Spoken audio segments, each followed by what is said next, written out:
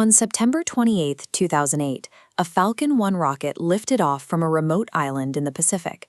9 minutes later, it became the first privately developed liquid fuel vehicle to ever reach Earth orbit. But just weeks prior, the company that built it was out of money.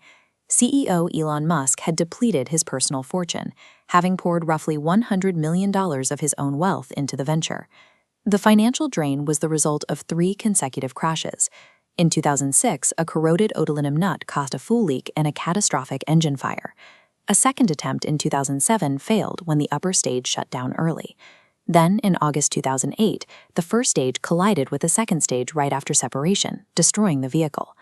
The engineering team was out of time.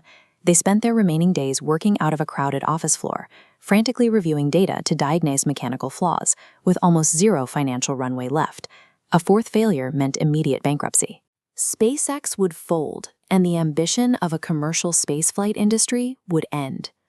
All of the launch operations were staged out of the Reagan test site on Kwajalein Atoll, a highly isolated location in the central Pacific Ocean. The launch pad sat on Omelek, a narrow strip of land surrounded entirely by deep water. Because designing a mission around a real satellite would cause a delay of several months, the team decided to fly immediately. They bolted a 165-kilogram hexagonal block of inert aluminum to the top of the rocket and called it RatSat. This diagram outlines the Falcon 1's configuration. At the base sits the first stage, powered by the newly upgraded Merlin 1C engine, which handles much higher temperatures. Housed in the black interstage above is the second stage, equipped with the smaller Kestrel engine. Launching a brand new engine configuration carrying a dummy payload turned this flight into a pure engineering exam. Hardware validation was the only metric that mattered. At T0, the Merlin 1C engine ignited, violently blasting the pad with over 125,000 pounds of sea-level thrust. The 68-foot booster hauled the RatSat mass simulator upward, clearing the island and accelerating over the Pacific. This graphic tracks the planned ascent. A minute and 10 seconds into the flight, the rocket reached supersonic speeds. Shortly after, it passed through max Q, surviving the peak mechanical stress caused by the resistance of the Earth's atmosphere. At 156 seconds, the first stage exhausted its supply of refined kerosene and liquid oxygen propellants. The main engine cut off exactly as planned. This timeline visualization breaks down the critical software fix. Instead of separating the vehicle immediately after shutdown, the computer executed a deliberate 5-second delay. Then, the pneumatic pushers separated the 2 stages. That 5-second pause allowed the residual thrust in the first stage to dissipate entirely. The 2 halves drifted cleanly apart, proving the engineers had solved the collision issue from the previous flight. Now flying independent of the massive first booster, the Kestrel engine's pyrophoric system sparked to life in the vacuum of space. Looking at this thrust data, the drop in raw power is extreme. Pushing the vehicle off the launch pad required 125,000 pounds of force, but operating in a zero-atmosphere vacuum meant the Kestrel engine only needed to output 6,900 pounds of thrust.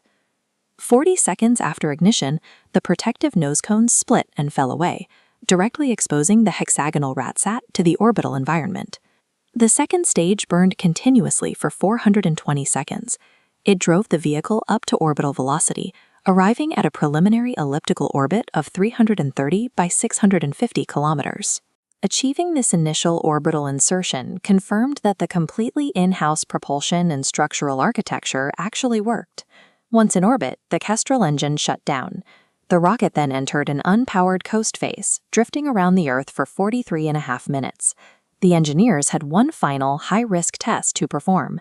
They needed to reignite the liquid fuel engine in the zero-gravity vacuum of space, a maneuver that heavily relies on precise pressurization, and one that frequently doomed early rockets. As the simulation shows, the silent, unpowered vehicle coasted until it reached the exact apex of its trajectory. On command, the Kestrel engine successfully reignited. It executed a short burst of thrust, instantly adjusting the elliptical path to circularize the orbit. A rocket cannot deploy multiple satellites into different orbits without this restart capability. Validating this mechanism proved Falcon 1 was capable of servicing complex commercial and government payloads. The final orbital parameters locked in at 621 by 643 kilometers, tracing a 9.35-degree inclination. The RatSat payload remained bolted to the spent upper stage. Inside the control room, the engineering team watched a live video feed transmitted from their own hardware, looking back at the curvature of the Earth. This flawless execution restored market confidence. Shortly afterward, NASA awarded the company a major commercial resupply contract, providing the exact financial stability required to keep operations running.